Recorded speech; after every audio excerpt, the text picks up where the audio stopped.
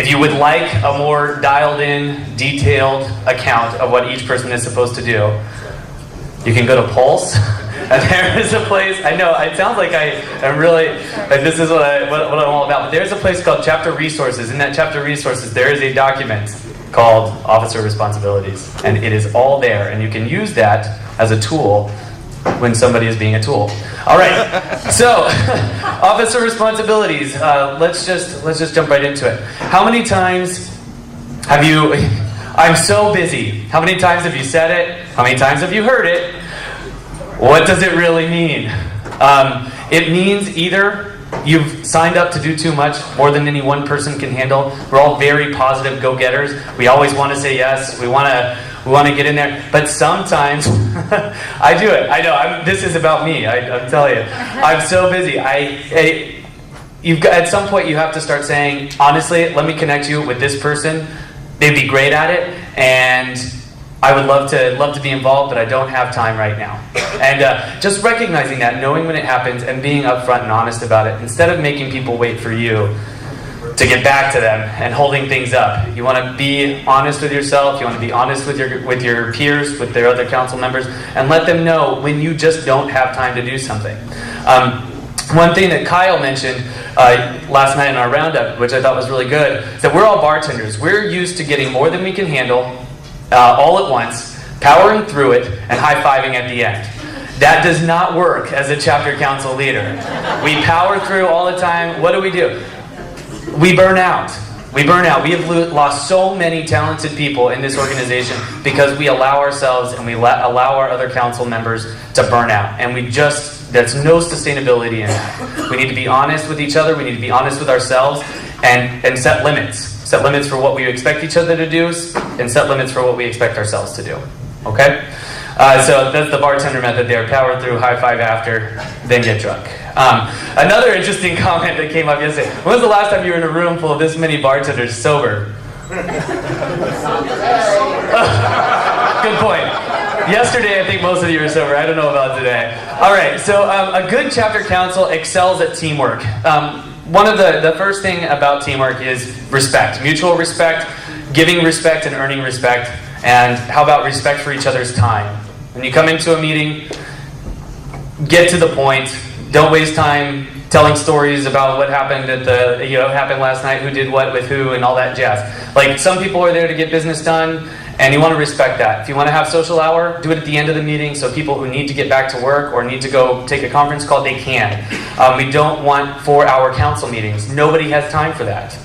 So get the business done early. If you have the rest of the day off, go have happy hour somewhere. Absolutely.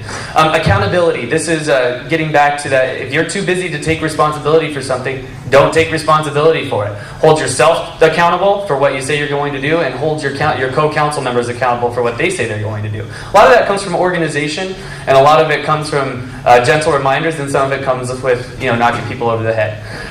The next part is forming consensus. This is a very difficult thing to do when people don't show up. Either mentally or physically. You need, as a chapter council, you need to talk with each other. You need to figure out a plan of action together and move forward. If one person just says, well, nobody else is answering, I'm just going to go do it. You don't learn anything, nobody else learns anything, and you're only putting yourself in the position to have to do more later. Right? Because if you're the only one that knows how to do it, or you're the only one that's responding to that email, then you're stuck. You're all by yourself out there up front because you didn't take the time to form consensus and get support from your council members. So what do I do if I'm the only guy up there and the other three are not doing anything? What do I do? We'll get to that.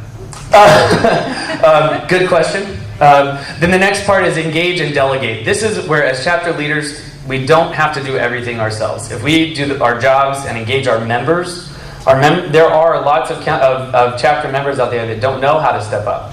If we can show them, give them opportunities to step up and get involved, then we can delegate to them, but you have to start teaching them. It's just like your bar back, right? If you have to train your bar back at some point to do things on their own, to think for themselves. If you never do that, then you're going to be your own bar back forever. And that's not what we want to do. Think of chapter members as your bar back. You're the bartender. Start training them. It's a little extra time, a little extra effort in the beginning, but it pays off in the end because you have somebody who can think for themselves, right? Okay. So this is one of the reasons that we need to focus on a chapter council working as a team, is because this next year we are going to have to all incorporate independently within our states, and there's a lot of work to be done on that. So 2014, every chapter is going to have to incorporate independently, and Boris is like, man, I was going to do that last year and you told me not to. Anyway, this is our legal team came back with the review of our bylaws, and they said, guys, it's about time. It was fine when you were 8, you're 41 now, time to grow up, put your big boy pants on. So that's what we got to do. It's going to be a several-step process. The national office is going to be guiding everyone through it, but we have to be attentive. Treasurers have to respond to things, and presidents need to be involved because it requires signatures, quick response times, and things like that. We need help with that right now. The state's requiring us. You'll be our test case. Excellent. From each council, you need to decide at some point very soon who your 2 point people on your council will be. Maybe there's also a member who has done this for themselves already. You could reach out to that could be one of these point people. Maybe it isn't even a council officer. Find someone in your chapter who has set up a corporation so that they can it's a little bit different for for-profit than not-for-profit, but at least the language is similar. So this is something that's going to have to be done. Be prepared for it. We brought our paperwork. Excellent. Now, I want to say, as somebody who just set up 501c3 last year, this was a really incredible learning experience. Putting it together, interacting with the IRS, understanding the national bureaucracy that is the IRS in all its wonderful ways. It is actually very interesting, and it's a great learning experience if you want to move on and do something like this for yourself. So it's not just you have to do it, it's a mandate, but it's also, this is an opportunity for somebody who wants this information for themselves someday. So we have to look at all these things as they are chores, but they're good chores. Leadership documents, this is something I wanted to ask you guys about. We looked at the code of conduct. I know yesterday we talked about having specifically brand council members sign a non-disclosure agreement when they join the council. But as you may have noticed, when you join a council, you often get tapped to take other positions within the brand world. So maybe it's not a bad idea that as soon as a new council forms that we sign a non-disclosure agreement, and just to get that laid out in front before there's a problem. And we can provide that for you. And then conflict of interest policy. We'll roll out a standard conflict of interest policy that you guys can use that will help you identify. We have one for the foundation that all the board of directors signed. And it's just a really good, simple thing to kind of lay out expectations in advance. That way we're doing a little bit less drama managing and a little bit more getting out in front of it. Does anybody have any other documents, leadership documents that would be helpful to protect the chapter or protect the council from outside interests that want to destroy us? Is there any sort of specific thing you need to do for equal opportunity, like you would in an HR situation?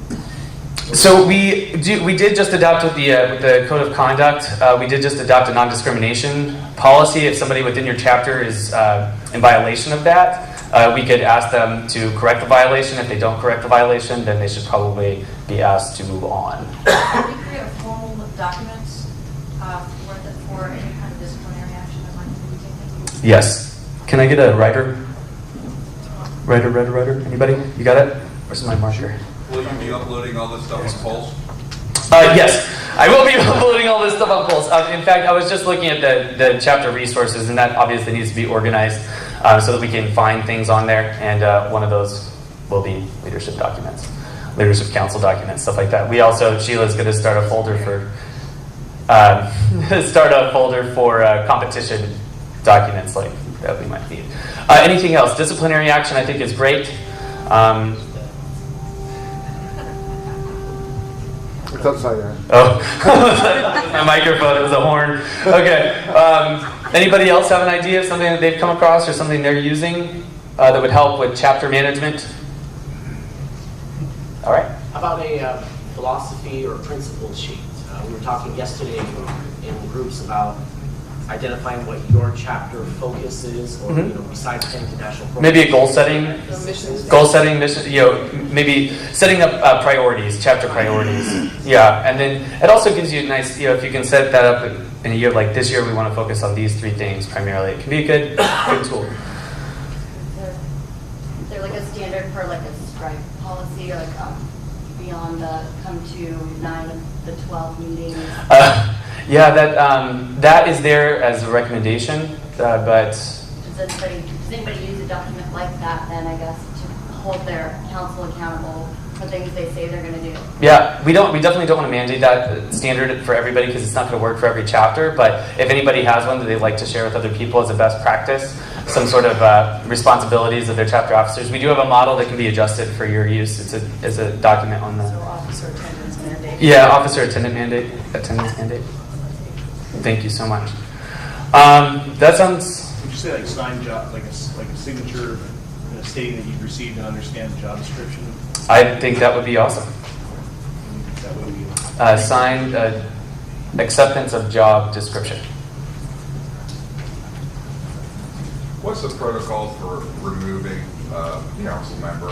Majority vote of the chapter council. Willing or unwilling outside of these when you have to vote for? Like, we had a Majority. vice president that started a new bar, couldn't ever make anything. He's like, I'm fine. So we just kind of said, all right, you're out. And we kind of voted on a new person, but I didn't know if there was any protocol. Let me go through that in a minute because I think that there's probably going to be a lot of questions about that, and there's probably one standard solution, but I want to talk through it. Anything? Let's go ahead and write that though. Policy for removal of officer.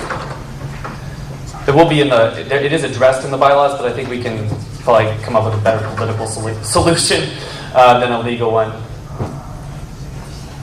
All right.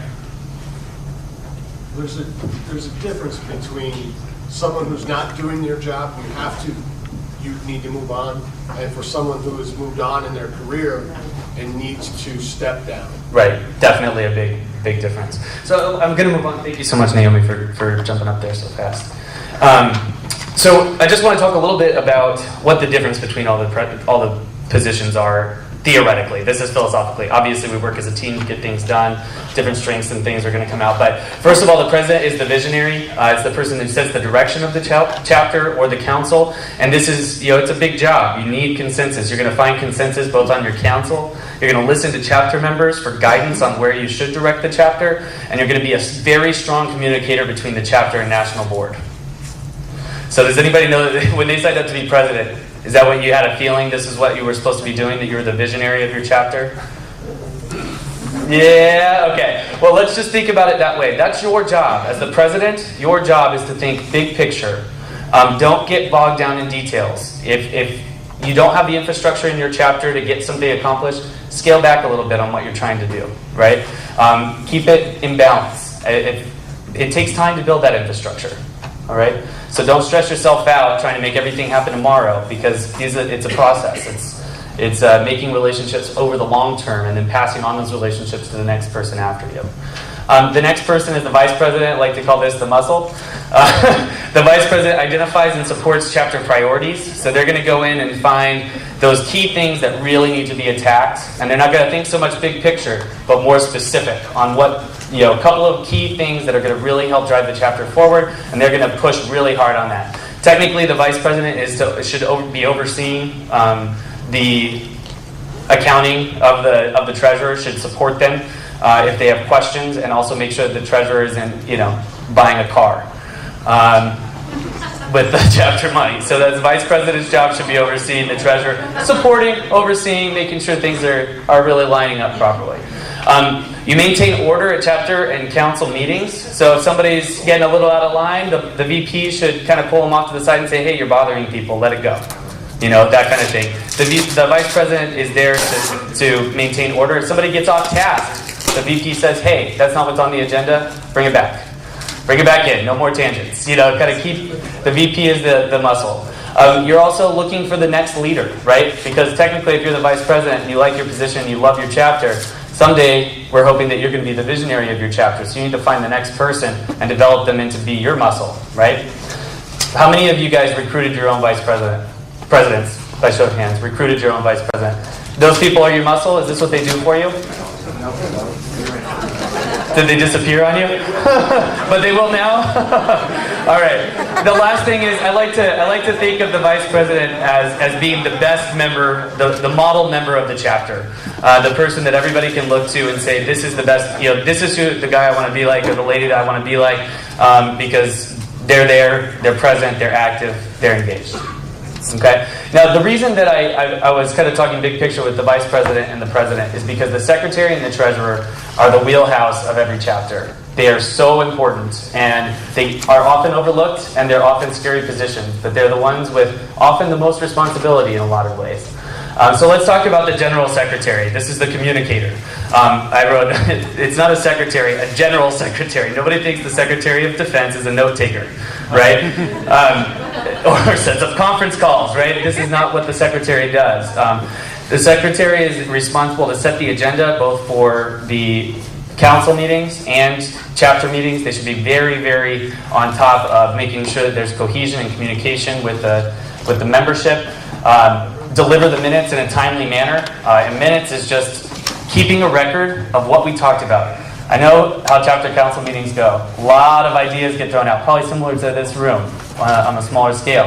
Now, who's going to keep track of those and make sure that we don't lose something that was awesome? It's got to be the secretary, by taking the minutes and delivering them in a timely manner, and bringing them to the next meeting so you don't lose focus. Okay. I think a best practice that we started using with our minutes that made them better was when somebody said they were going to do something, at the very bottom, we wrote a task list and assigned what that person said they were going to do at the very end. So even if you just scan the minutes, at least there's a very list by person of what needs to be done by the next meeting. And then you can call people out, too. Did you finish this? When we become incorporated. A reasonable level. And then the unofficial ones. I still encourage you to keep casual minutes just so there's practice. But official minutes, yeah, will have to be filed. That's a good point. Yeah, that's a good resource. But yes, every corporation has to have at least an annual minutes of a board meeting. Okay, treasurer. So typically, and I don't know if this is true in your chapters, but in a lot of chapters, the treasurer tends to be the person that's been with the chapter for the longest. It tends to be an advisor, tends to be somebody who is very engaged, very passionate, because it is a lot of work. There's a lot of things that have to be done. It's a lot of responsibility. There's also a ton of trust that you have to put in that treasurer to manage the finances of your chapter. And that doesn't happen overnight. And so what I like to say that the treasurer is the advisor. The treasurer needs to maintain any organizational documents. So as we're doing this articles of incorporation and all of these other things, the treasurer needs to be able to find those, have those, and have them accessible in case of anything that we might need. When a treasurer needs to step down, it's a good idea to have an assistant treasurer that can step up in some way, shape, or form. And it's also very, very important that a treasurer not go AWOL, because they have so much sensitive information that needs to be passed on to a next person. You're going to oversee budgets and expenditures for we haven't gotten into a whole lot of budgeting in our chapters, but we're looking to help teach chapters how to budget for the year and figure out so that we can grow those balance sheets. Jody is very passionate about this. She and she'll be helping roll out this program for all of you guys. And then you'll also advise your chapter council on fundraising, and you're the liaison with your chapter accountant, which hopefully many of you have or will have, and the national administrator. So that's the treasurer's primary role. I know that for treasurers in the room, I know we've been asking for a lot of things. We're trying out sort of different methods of communication. Any feedback that you have, like this is impossible or I need a conference call on this, please email Jody, copy myself, and we will get back on it. I think that the treasurer should have at least quarterly conference calls. I think it would be a lot. Quarterly treasurer conference calls. Yeah. Do you guys, who thinks their chapter treasurer would be open to a quarterly conference call? All right. Good. Okay. I just wanted to make sure. I would personally love that. That'd be so cool. Hopefully, maybe we could even get some video chat stuff going on Pulse, right? All right. So the next thing I just wanted to do, and this is, we'll see how long we have to make this happen. 10 minutes. But I wanted you guys to share some of the great moments of leadership that you've had as a member of the USBG. So a moment that someone in the USBG demonstrated great leadership for you. What they said, how they said it.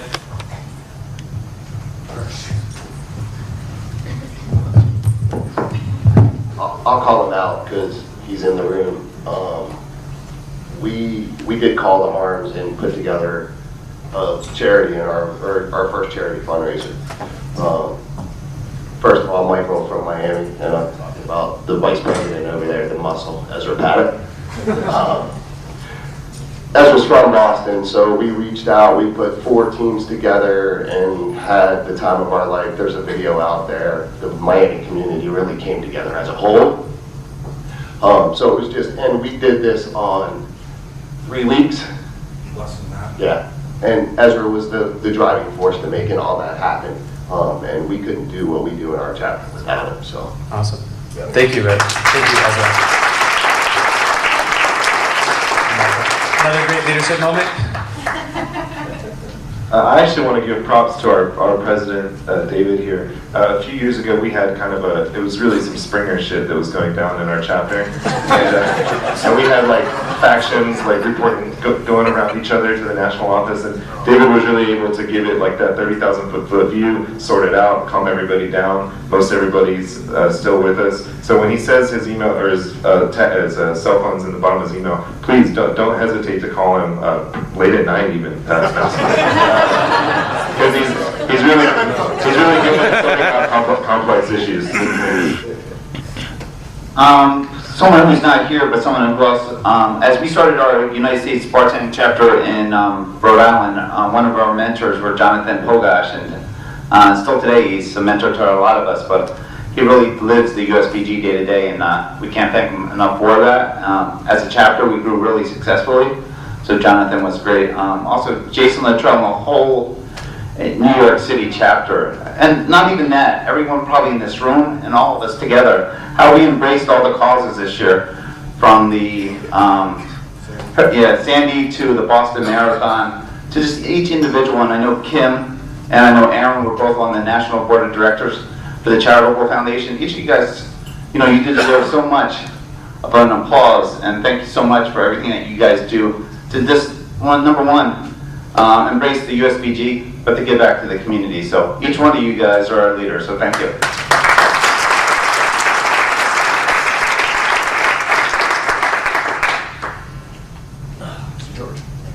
I wanted to call out Jason across the table from me here for jumping in so quickly to the regional VP role and handling the beefeater competition incredibly well, getting in touch with our chapter and making it happen super quick, and then leading all the way up to yesterday, hearing about issues within our leadership and saying, let's sit down and figure this shit out before we leave town, and make our region that much stronger, and just grabbing the bull by the horns.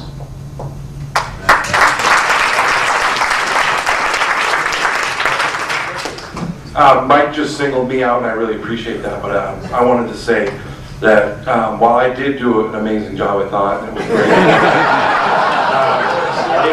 It's not about that. I mean, I never like being, put on that that pedestal for doing something. We do it for the cause, and that's why we're all here. So, to me, it's just, we love doing it.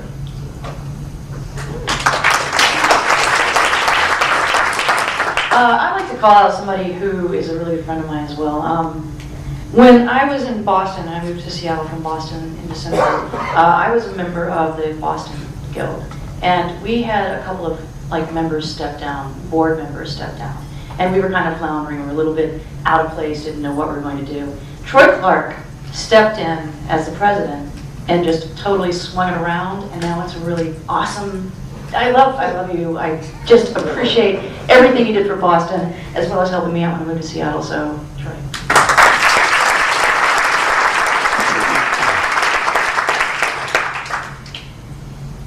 Sorry, you're gonna hear about Boston again. Troy's done a great job. I'm gonna call out someone who's not here.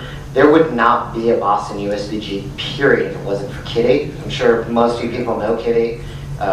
Real name, Kirsten Alman, I think. I can never say her last name, right?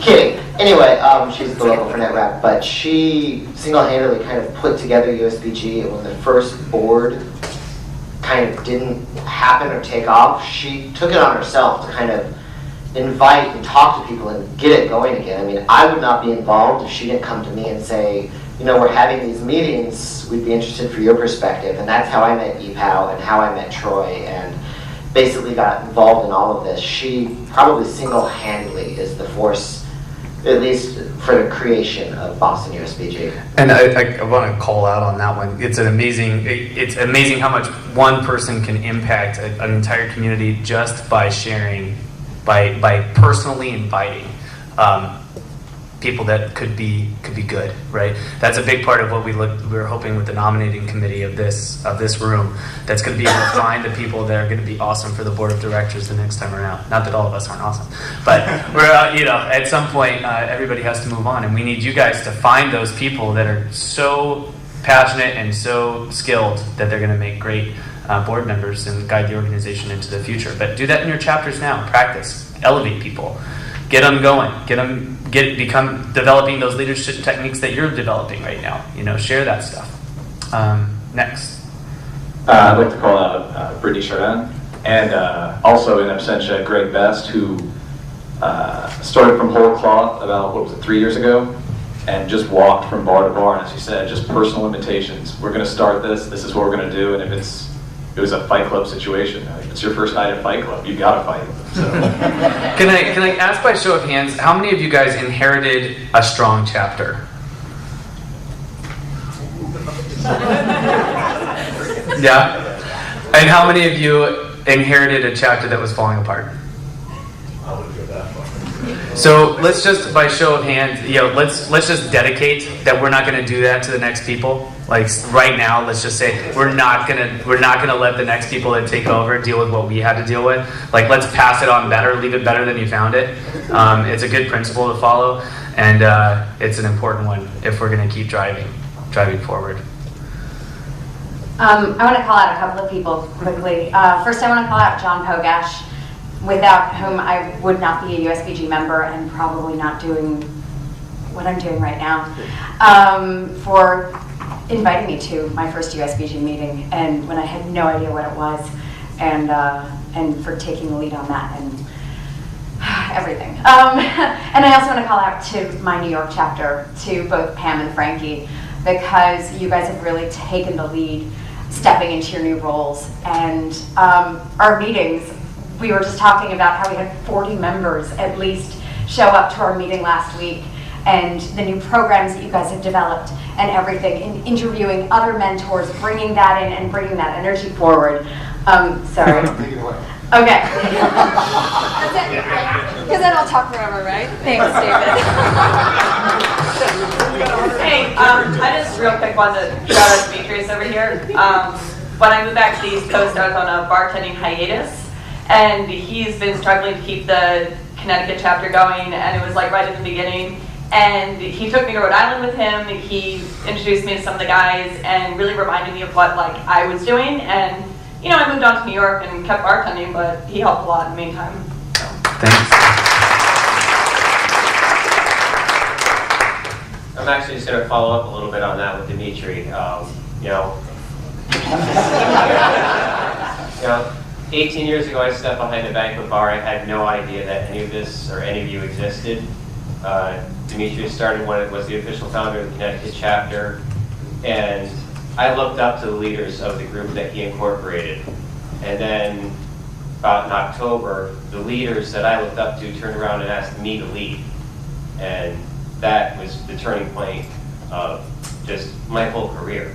I've excelled since then. I got to meet all of you, and meeting all of you, you're all leaders to me.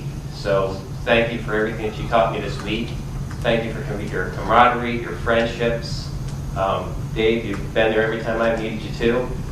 So you're all leaders to me, so thank you very much. Awesome.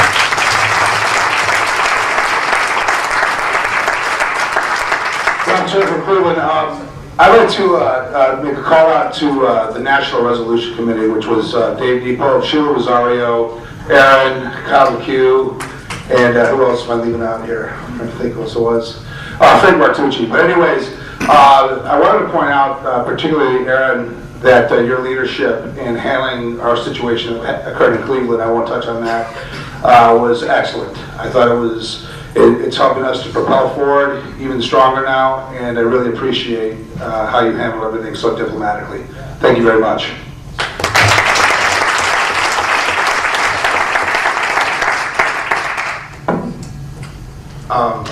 There's this idea of service as leadership, and I just want to touch on that a little bit. Dawn Heidemann is our treasurer right now, and she's about to leave Tampa to go to New York, so New York, please welcome her. She's awesome.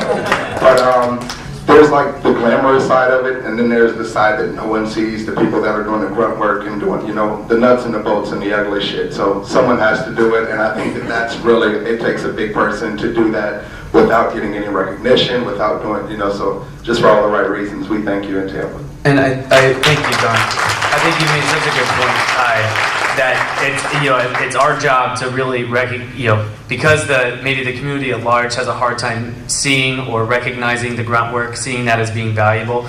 That's where we come in, and we recognize them, and we give them our support and thank them and show our appreciation. So that's how we get people to step up. That's how we get them to move forward themselves. Natalia? Yes. And then Naomi also. I would like to call out Kyle McHugh. You know, I was very fortunate to inherit a very strong chapter, but with that comes a lot of pressure not to fuck it up. And you know, I have so many people that, you know, paved the way, and I know people like David and Kyle and Bridget Albert and Debbie Peak. You know, they put such a strong foundation for someone like me. So, and you know, it does take a lot to sustain it, and it doesn't come, you know, without, you know, it's not easy. Just because I inherited a strong chapter does not make it easy by any means. And Kyle, you know, anytime I've ever reached out to him, he's always picked up the phone immediately. Anytime I say, you know, I have no idea what to do in this scenario, David, I know I've reached out to you a couple times saying, what do I do in this case? I don't know. But, you know, people like you have always been very quick to respond. With no judgment, it's very objective, and you always provide solutions. So thank you. Excellent. But let's get Naomi, and then we're gonna cut it off. And I hate to have to cut this off because I think it's a great conversation. I just about great leadership moments and a mentor. I just want to speak about a man. He's not here. We have a long history with our chapter that started in '48 and went on in '61 and in '67. One of our bartenders actually won the World Cocktail Cup. And that history of technique, and as we were speaking about before, well, in reviving the chapter, and we're the second board since the chapter was kind of brought back from the dark ages, as it were. And so there's a lot of systems operations and a lot of that history we're trying to pull back. And what we realized is that we are sending members to national competitions. They're winning on the local level, going to nationals, and floundering because they don't know. It's a big shock to them when they get there about the technique, about using tongs and the whole butler competition. And a person who was an invaluable resource to us and gave me a lot of advices and been a USBG member for a long time is Gaston Martinez. And now we've instituted, we do an internal competition every fall to prepare our members for spring competitions, and we're very firm with brands, and every single competition that we put on, we do IBA rules. Thank you. Just to prepare, so we actually That's awesome. So we have potential. Maybe we could win the IBA someday. All right, guys. Well, these are incredible stories. I encourage you to continue sharing them both with your members and try this exercise at a chapter meeting sometime. Have that be the conversation. Is developing leadership, developing your own leadership skills, calling people out, recognizing each other. I don't think that that's a message that any brand would be opposed to you tacking on to the end of a conversation. Okay, so don't be afraid to carbon copy this. I'm going to bring Frank up now to say a couple things. One person I did forget, and Dawn's been incredible, but our National Charity Foundation, Dawn's also on the board of directors, and she's, as said by her, one of the members, is invaluable to Tampa and also our organization. When I took over 8 months, me and Nicola, one of the newer national board members, we wanted to really dive down and to make an impact on each of our members, as well as David and Aaron as well. And forming this new regional vice president position has been a great thing for all of us. And so part of this lunch is we want each of you to sit within your regions and start a dialogue of what are positive and negative impacts that you're seeing in your chapters. Also just talking with Jason and Brittany and Jonathan and Kyle and Reza, and just, they have reached out to almost all the chapters, or have reached out to all the chapters, but this is the first step of us really diving down, and our promise is to get the feedback to each of you. It's just, the strong chapters to continue to make you strong and grow membership, and the ones that ask for help, we really want to be there for you. This is our commitment as a national board, is to reach out and make each of you stronger from this conference and moving forward. So at this time, we also want to bring up our lunch sponsor, Chris Speck. Speak. And if you, for a couple words. Thank you very much. My name is Chris Speck, and I'm the brand education manager for Patron Spirits Company. So I just want to thank you guys for the opportunity to be here. We have not done a lot with you on a national level. I've been with Patron 8 years. Prior to that, Remy, 4 years. Prior to that, Seagram, 18 years. And I started as a bartender, and I feel like I've sort of come full circle here now, because my job is to train the trade, our people, take people to Mexico, to the factory, and to teach them about Patron. And so this job was created so that we could start a better relationship with you guys. And I'm going to be your guy. I'm going to be the liaison between Patron and all the local chapters. And our people have been trained on a local level to come into your meetings and do tequila training, and we're all about education. So these are great opportunities for us. We have other events that we do where we can put you guys to work and help us batch drinks and make drinks and get your chapters involved on a local level with some of the events we're doing. I'm in the midst of a program right now called Aficionados, where we're bringing our factory on an 8-city tour, and all of our tequila makers, including Francisco, to 8 cities in the U.S. And we're going to tap some of you guys locally to see if you want to participate with us. And we're going to invite bartenders from TGI Fridays all the way up to guys at your level.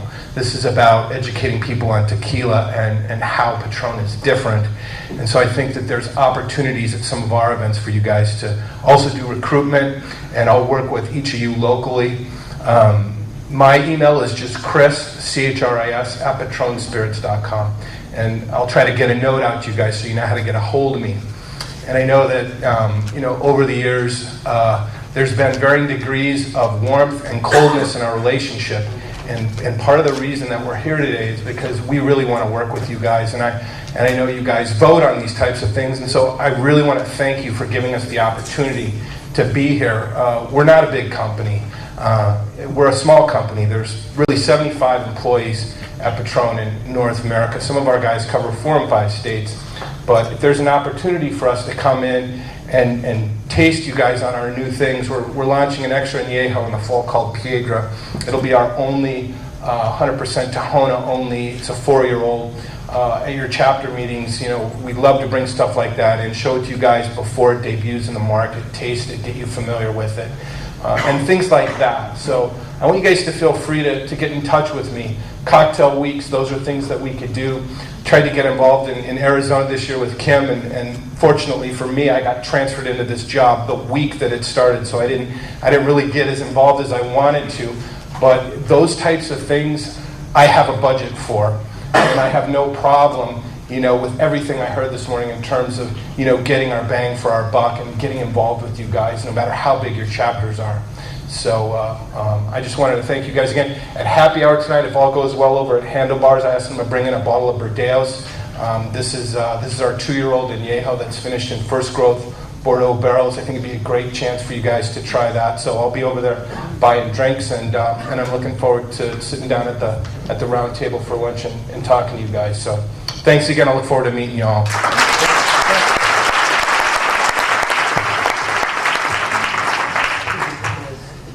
There's some gift bags also from Patron up here. I just want to say one last thing before we do break, and we're talking about mentors. One person that probably signifies the USBG not just in the United States but globally is our president, David. And just a story, when I became vice president and he asked me to be the vice president, he was on his honeymoon. And on the way back, I get a call like 10 o'clock at night. It's like, David, and he called once and hung up on me. So then he calls back a second time. And he goes, it's David, and we're talking about, how you doing, David? Good. He goes, I'm coming back from my honeymoon. I'm like, okay, I thought there's a problem with like a Rhode Island chapter or something. And then we had a conversation. Our relationship over the last 8 months has grown. I got to know him. I can't tell you the passion this guy brings to our organization. Each of you guys are leaders, and we'll talk about that in our next step about leadership and problem solving. This guy lives and breathes it. He puts a minimum about 30 to 40 hours in a week, I'm guessing, to our organization to help just not myself, but each one of you and all the members. And I can't thank him enough personally for everything he does for us. It's a non-paid position, and the efforts he puts in, the timeless, just driving us for this. And Aaron and Nicola and Sheila's been amazing. But to have this leadership conference, just a FYI, we met in December. And foolishly, we thought we could have pulled this off in April. We were so gung-ho, we wanted to bring this to you guys. And then we thought, what the heck are we doing? We pushed it back. Thank God. But, to have somebody like David as our person, and he grew with the organization. I was in the IBA and we're sitting in a national meeting. He was so proud to show me pictures of the past, of Bobby and just everyone. He lives it and breathes it, and I can't say that. I probably can go on for another 15 minutes, but a great mentor, not to myself. There's so many other ones, but David's been amazing, so thank you very much.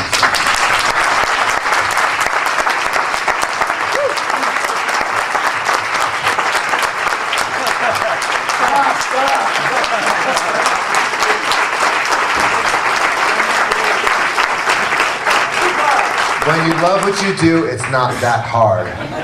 Thank you very, very much, Frank. Are we doing lunch now? It's lunch. So I know that we're doing the same group of people that we did never mind. With your lunch with your round table. Lunch with your round table. So I have a question. So wait, before you leave the room, Reza, where are you sitting and where do you want your people to come join you for lunch? Right here. There's tables right there. Where they were yesterday? Asher, where are you sitting? Right here. Brittany, where are you sitting? Over there. Kyle, where are you sitting? Right here. And Jonathan Pogash? Over there. Anybody not know where they belong? Anybody not know where they belong? All right. Enjoy lunch. It's on Patron. Come get a gift bag. There are sizes of the t-shirts, so look at the bag to make sure they got the right size, no papers. They are in order. They're in order, so don't mess them up.